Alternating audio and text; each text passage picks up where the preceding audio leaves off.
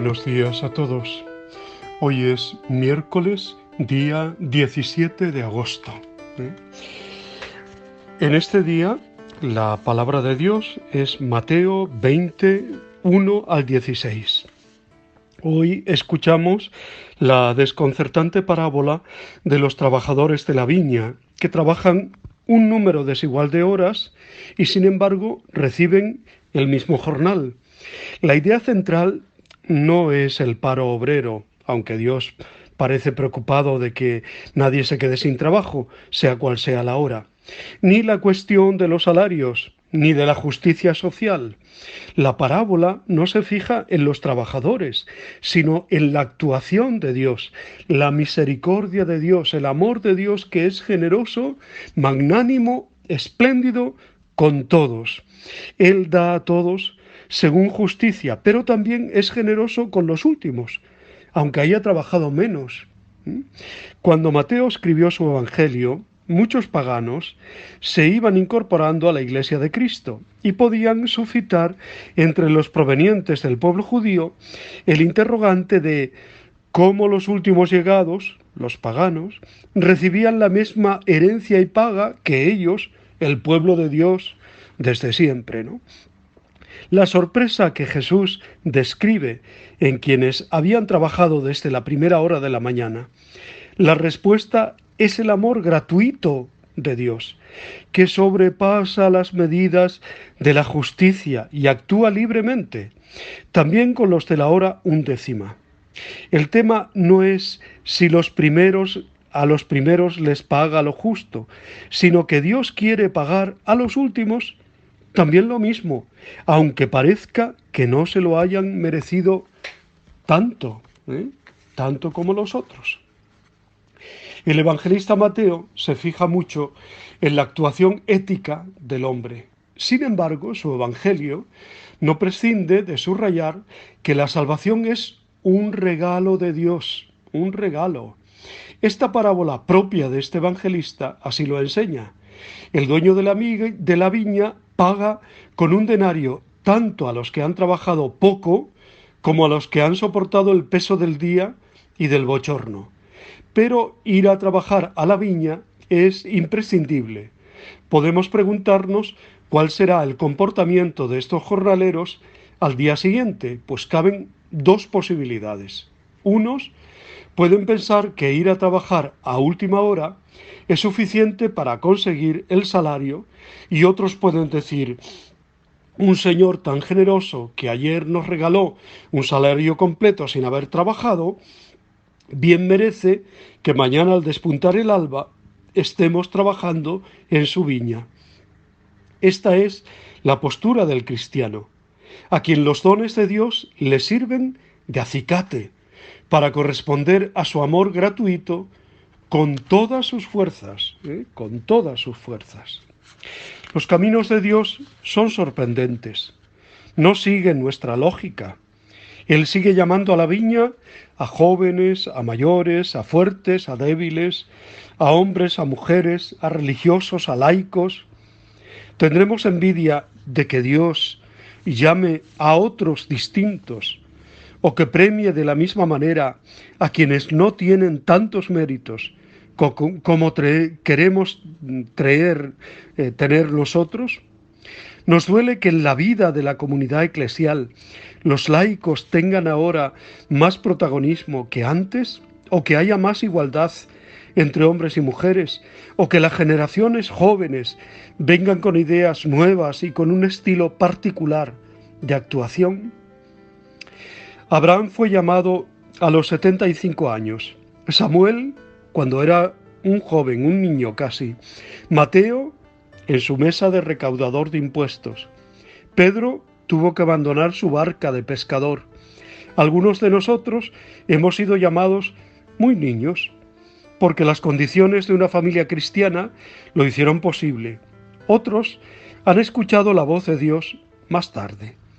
El ladrón bueno ha sido considerado como el prototipo de quienes han recibido el premio del cielo, habiendo sido llamados a la hora undécima. Si nos sentimos demasiado de primera hora, mirando por encima del hombro a quienes se han incorporado al trabajo a horas más tarde, estamos adoptando la actitud de los fariseos, que se creían superiores a los demás, soberbios ellos. Esto no es, naturalmente, una invitación a llegar tarde y a trabajar lo menos posible, sino un aviso de que el premio que esperamos de Dios no es cuestión de derechos y de méritos, sino de gratuidad libre y amorosa por parte de Dios. No podemos ir a Dios con la receta o con nuestro debe, ¿no? O exigirle, págame esto que yo he hecho, ¿no? La parábola parece una respuesta a la pregunta de Pedro, uno de la primera hora, que todavía no estaba purificado en sus intenciones al seguir al Mesías, y que decía aquello de, ¿y a nosotros qué nos va a tocar? Hoy es un buen día para cantar el himno de vísperas, hora de la tarde, fin de las labores, que en sus diversas estrofas nos hace alabar a Dios por su insondable generosidad a la hora de darnos el jornal por nuestro trabajo. Un jornal gratuito. La misericordia de Dios desborda toda concepción humana y la parábola de los jornaleros nos la enseña en todo su esplendor. El propietario sale a contratar trabajadores al amanecer, como era costumbre.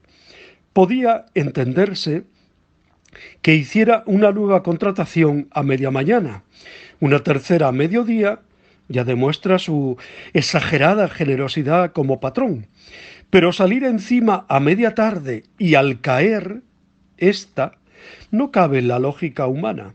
Así es el Señor, que sale a nuestro encuentro no una, sino 2, 3 veces y todas las que hagan falta, hasta que vayamos con Él. Dios siempre nos da una nueva oportunidad. Aunque no hayamos madrugado, aunque seamos los últimos, para Él siempre seremos los primeros en su corazón. No se lo digas a nadie, pero Dios te ama más que nadie, a cada uno de nosotros. Fijaros, qué importante es eso. Dios me quiere, y me quiere particularmente, con mi nombre, con mi apellido, con mi historia, con mis miserias, con las cualidades que Él ha puesto en mí. Dios me quiere.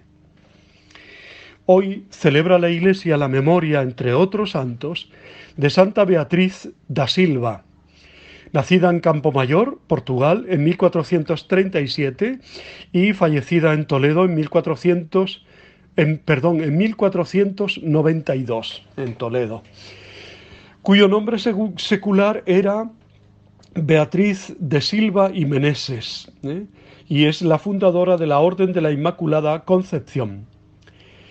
Nació, como hemos dicho, en Campomayor, de una familia de abolengo, ¿no? Su madre era Isabel de Meneses, hija de Pedro de Meneses, conde de Viana, de Alentejo, y de Vila-real, conquistador y gobernador de Ceuta. El matrimonio tuvo unos 12 hijos, entre ellos Beatriz y también el beato Amadeo de Silva. Tanto los Silva como los Meneses eran familias que pertenecían a la nobleza, emparentadas con las familias reales de Portugal y de Castilla, de España. La infancia y juventud de Beatriz se desarrolló en Campomayor, donde se conoce el lugar de las casas de sus padres, entonces junto a la Puerta del Sol. Sus padres pusieron como educadores de ella y sus hermanos a los frailes franciscanos, y tenía la devoción a la Inmaculada Concepción de la Virgen María, creencia muy extendida, y también es la patrona secular de Portugal, aunque ahora es la Virgen de Fátima, ¿no? Pero la patrona de Villaviciosa es la Inmaculada Concepción y es, ya digo, la patrona secular o anterior o antigua de Portugal. Fue hermana del beato, como hemos dicho, Amadeo de Portugal. Este hermano de Beatriz fue un reformador de la orden franciscana en su rama amadeíta, ya extinta, y fue muy importante para la historia de la Inmaculada Concepción. Amadeo fue confesor del Papa Sixto IV, que fue el primer papa en escribir a favor de la Inmaculada Concepción. Beatriz llega a Castilla en 1447, acompañando como doncella a Isabel de Portugal, prima hermana del rey Alfonso V de Portugal, que venía desde Portugal para contraer matrimonio con el rey de Castilla, Juan II. La corte era un nido de intrigas políticas entre los defensores de Juan II y los que deseaban la abdicación en favor de su hijo Enrique. En este ambiente no era fácil que creyeran o que crecieran también desmesuradamente las envidias y los celos, y que el palacio se convirtiera en un mentidero de chismes y habladurías que alcanzaron a la misma Beatriz, a la que algunos, con medias palabras, relacionaban con el rey. Enterada la reina Isabel de estos comentarios, fue cambiando su simpatía hacia Beatriz, hasta que un día la encerró en un cofre por espacio de 3 días. Durante este tiempo, atrapada en el cofre, sin apenas espacio y sin luz, agua ni comida, la bienaventurada Virgen María se apareció ante Beatriz y con palabras de consuelo le indicó que sería liberada. Luego decidió consagrarse como fiel esclava de María, ofreciendo su virginidad.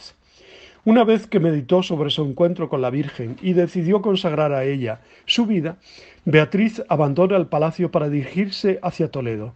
Allí llama a las puertas del monasterio de Santo Domingo el Real, donde vivirá no como religiosa, sino como pisadera. Quedó en el convento acompañada por 2 sirvientas, según la costumbre de los nobles de la época. Aunque no estaba obligada a la vida de comunidad, la seguía en todo y alternaba la vida contemplativa y la activa, orando mucho y pasando horas enteras junto al sagrario. Durante los más de 30 años que vivió en Santo Domingo, conoce a Isabel, la hija de Juan II de Castilla, e Isabel de Portugal, que con el tiempo se convertiría en Isabel la Católica. Esta mostraba un gran cariño por Beatriz, no solo por su parentesco con ella, sino por su santidad, y la visitaba siempre que acudía a Toledo. La reina decide apoyar la iniciativa que Dios había puesto en el corazón de Beatriz y juntas resuelven que ya es hora de salir del monasterio para fundar una nueva orden religiosa. Por ello la reina dona los palacios de Galiana en la ciudad de Toledo y en ellos llega Beatriz junto con 12 doncellas, casi todas portuguesas, y de su linaje en 1484. Era importante para Beatriz que esta nueva fundación contase con regla, rezo y hábito propio. Así, y apoyada de nuevo por la reina Isabel, se envían a Roma para su aprobación unas constituciones o reglamentos redactados por ella misma. El Papa Inocencio VIII contesta afirmativamente autorizando la nueva orden, pero bajo la regla cisterciense, aunque concede que se establezcan estatutos y ordenaciones propias mientras no sean contrarias a la regla. Bueno, pues sería muy largo la extensión de todo su monasterio. Luego, el 19 de marzo de 1603, se inauguró también el monasterio de las Recoletas Descalzas de San José de la Orden de la Inmaculada Concepción. El culto a Santa Beatriz es inmemorial. Fue confirmado por Pío XI el 28 de julio de 1926 con el título de beata y fue canonizada el 13 de octubre de 1976 por San Pablo VI. Sus restos se conservan para veneración pública en la Casa Madre de Toledo. Bueno, pues damos gracias a Dios por la vida y la obra de Santa Beatriz de Silva. Os deseo muy buen día, os abrazo y os bendigo en el nombre del Padre, del Hijo y del Espíritu Santo. Por cierto, muchas felicidades a todas las que llevan su nombre, que son muchas. Beatriz, un nombre precioso. No olvidéis lo que os digo siempre, os quiero.